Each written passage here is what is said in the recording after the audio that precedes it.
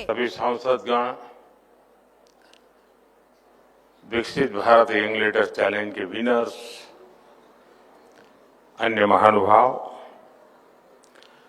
और देश भर से यहां आए मेरे सभी युवा साथी, विदेशों से जो नौजवान आए हैं, उनको भी एक नया अनुभव मिला होगा।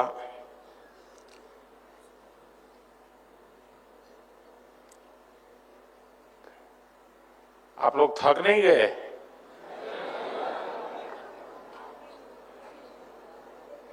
दो दिन से यही कर रहे हैं तो अब क्या सुन सुन के थक नहीं जाओगे?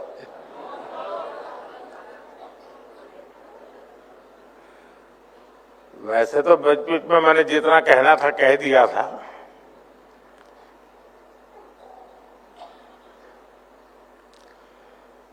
जब मैं पहली बार मुख्यमंत्री पद की शपथ ली थी, तब मैं समझता हूं आप में से बहुत सारे युवा ऐसे होंगे जिनका जन्म भी नहीं हुआ होगा।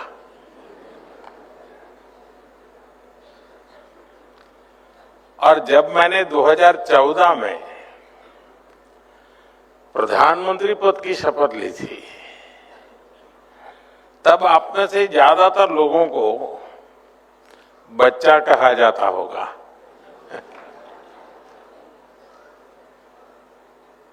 लेकिन पहले मुख्यमंत्री के रूप में और फिर अभी प्रधानमंत्री के रूप में मुझे हमेशा युवा पीढ़ी पर बहुत ज्यादा विश्वास रहा है।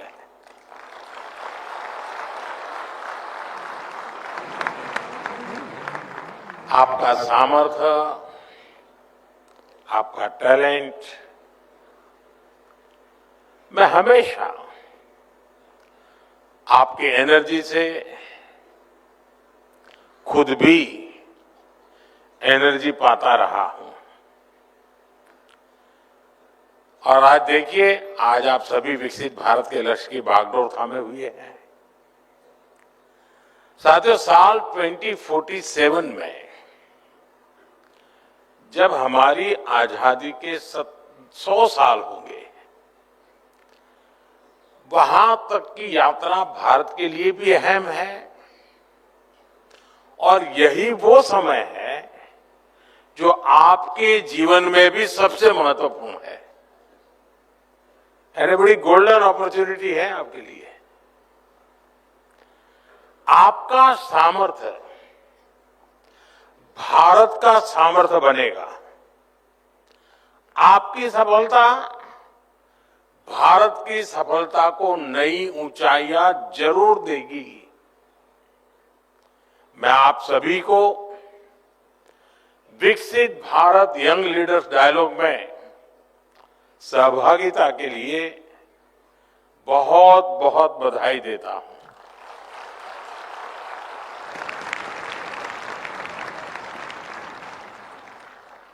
मैं इस विषय पर आगे विस्तार से बात जरूर करूंगा, लेकिन पहले बात में आज के विशेष दिन की। साथियों, आप सभी जानते हैं कि आज स्वामी विवेकानंद जी की जन्म जयंती है। स्वामी विवेकानंद जी के विचार आज भी हर युवा के लिए प्रेरणा है। हमारे जीवन का लक्ष्य क्या है? पर्पज ऑफ लाइफ क्या है? कैसे हम नेशन फर्स्ट की भावना के साथ अपना जीवन जिए? हमारे हर प्रयास में समाज का, देश का हित हो, इस दिशा में स्वामी विवेकानंद जी का जीवन हम सभी के लिए बहुत बड़ा मार्गदर्शक है, प्रेरक है।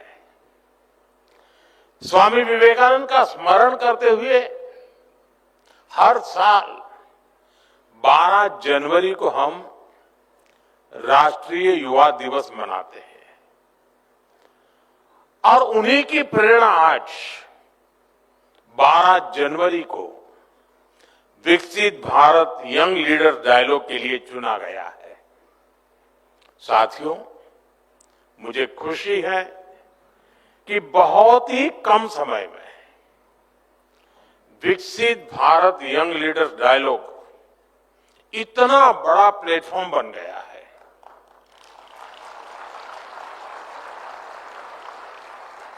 एक ऐसा प्लेटफॉर्म जहां देश के विकास की दिशा तय करने में युवाओं की सीधी भागीदारी होती है। करोड़ों नौजवानों का इससे जुड़ना, 50 लाख से अधिक नौजवानों की रजिस्ट्री, 30 लाख से अधिक युवाओं का विकसित भारत चैलेंज में हिस्सा लेना, देश के विकास के लिए अपने विचार शेयर करना, इतने बड़े स्केल पर युवा शक्ति का एंगेज होना अपने आप में अभूतपूर्व है।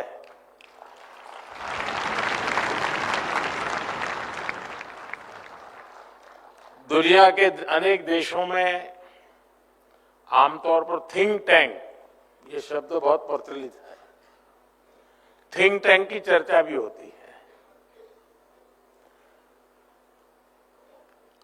और उस थिंक टैंक का प्रभाव भी बहुत होता है। वे एक प्रकार से ओपिनियन मेकर्स का एक समूह बन जाता है।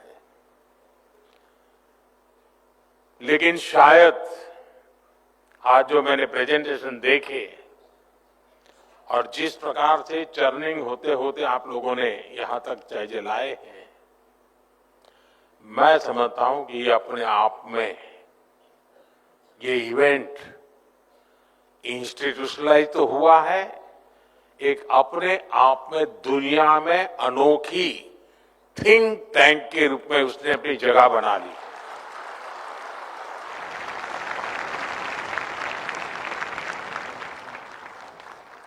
एक निश्चित विषय को लेकर, निश्चित लक्ष्य को लेकर के लाखों लोगों का मंथन होना,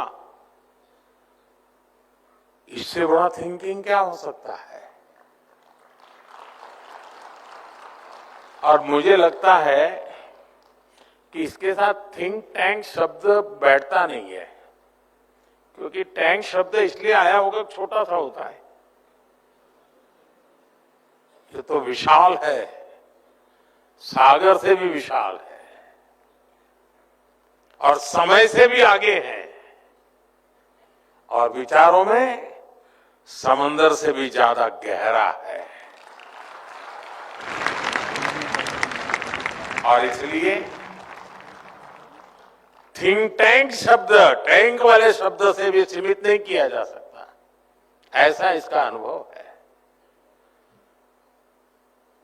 और जिन विषयों को आज आपने चर्चा में लिया है, जैसे खासतौर पर विमेन लेड डेवलपमेंट और यूथ पार्टिसिपेशन इन डेमोक्रेसी, ऐसे गंभीर विषयों पर जिस प्रकार से विचार आपने रखे हैं,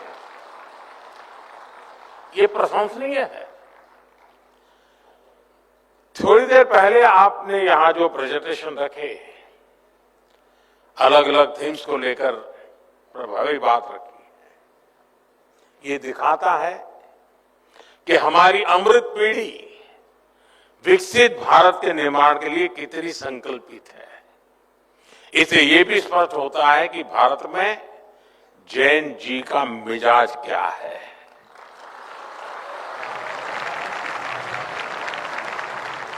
भारत का जैन जी कितनी क्रिएटिविटी से भरा हुआ है। मैं आप सभी युवा साथियों को, मेरा युवा भारत संगठन से जुड़े सभी नौजवानों को इस आयोजन के लिए और इसकी सफलता के लिए मैं बहुत बहुत बधाई देता हूं, आप सबका अभिनंदन करता हूं। साथियों, मैंने जब अभी आपसे बातें शुरू की तो 2014 का जिक्र किया था।